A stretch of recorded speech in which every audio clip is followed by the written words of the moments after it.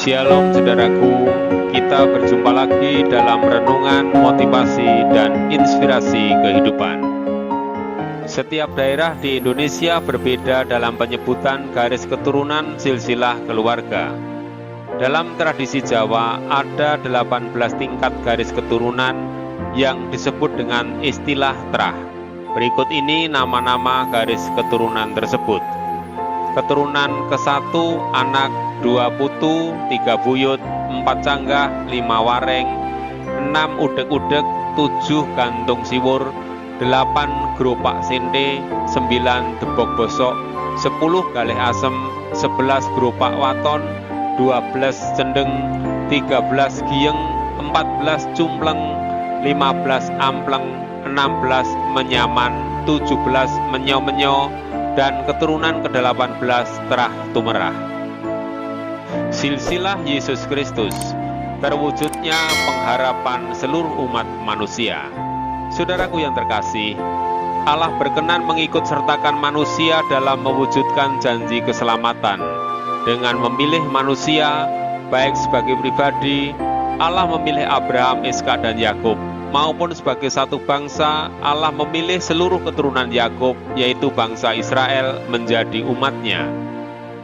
Janji keselamatan dari Allah dinyatakan berulang kali dan diperbaharui dari generasi ke generasi, yang akhirnya digenapi melalui kelahiran Yesus Kristus setelah melewati 42 generasi sejak Abraham sampai kelahiran Yesus.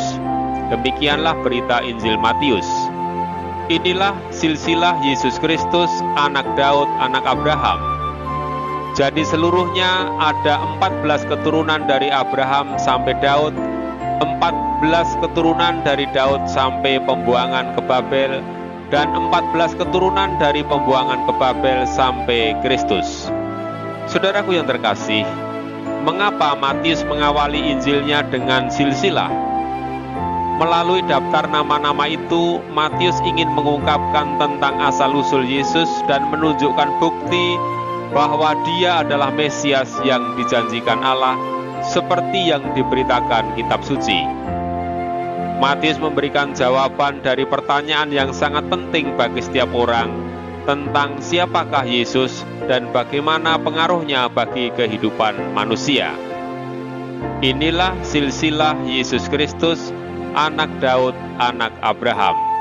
Saudaraku yang terkasih, dua nama besar dalam sejarah bangsa Yahudi disebut di awal daftar silsilah, yaitu Abraham, bapa leluhur Israel, dan Daud, raja Israel yang sangat terkenal dan disegani. Yesus keturunan Abraham. Abraham adalah bapa bangsa Yahudi. Allah telah berjanji bahwa melalui keturunan Abraham, semua bangsa di muka bumi akan mendapat berkat. Demikianlah firman Tuhan. Aku akan membuat banyak keturunanmu seperti bintang di langit. Aku akan memberikan kepada keturunanmu seluruh negeri ini, dan oleh keturunanmu semua bangsa di bumi akan mendapat berkat. Saudaraku yang terkasih, siapa yang dimaksud keturunan Abraham yang olehnya seluruh umat manusia akan mendapat berkat itu? Dengan menyebut Yesus sebagai keturunan Abraham, Matius menyatakan bahwa janji Allah kepada nenek moyang bangsa Israel telah digenapi, dan penggenapan janji tentang berkat keselamatan kepada semua bangsa telah terjadi melalui kelahiran Yesus Kristus. Yesus keturunan Daud. Matius memberi tekanan yang besar terhadap kenyataan bahwa Yesus adalah keturunan Daud. Orang Yahudi sangat merindukan kedatangan Mesias yang dijanjikan Allah akan datang sebagai keturunan Daud. Demikianlah firman Tuhan.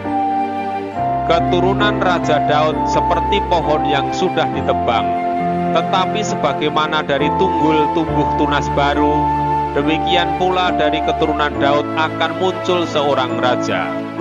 Saatnya akan tiba seorang raja keturunan Daud menjadi pusat perhatian bangsa-bangsa. Mereka akan datang kepadanya dan tempat kediamannya akan disanjung-sanjung. Saudaraku yang terkasih, dengan menyebut nama Daud dalam silsilah itu, Matius memberi bukti bahwa kedatangan Yesus sebagai keturunan Daud merupakan penggenapan janji Allah bagi umatnya. Akhirnya dapat kita simpulkan, daftar nama-nama dalam silsilah yang ditulis dalam Injil Matius itu memberitakan kepada kita bahwa di dalam Yesus, impian dan pengharapan umat manusia tentang keselamatan telah terjawab dan terwujud. Demikianlah firman Tuhan. Ia akan melahirkan anak laki-laki dan engkau akan menamakan dia Yesus, karena dialah yang akan menyelamatkan umatnya dari dosa mereka. Saudaraku yang terkasih, Yesus Kristus dengan seluruh kehidupannya merupakan jawaban terhadap impian, cita-cita, pengharapan, dan keinginan seluruh umat manusia.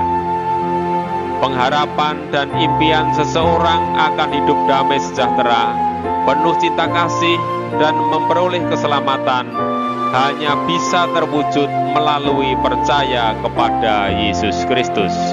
Saudaraku yang terkasih, selamat merayakan Natal dan tetap semangat mewartakan berita Natal kepada dunia. Amin.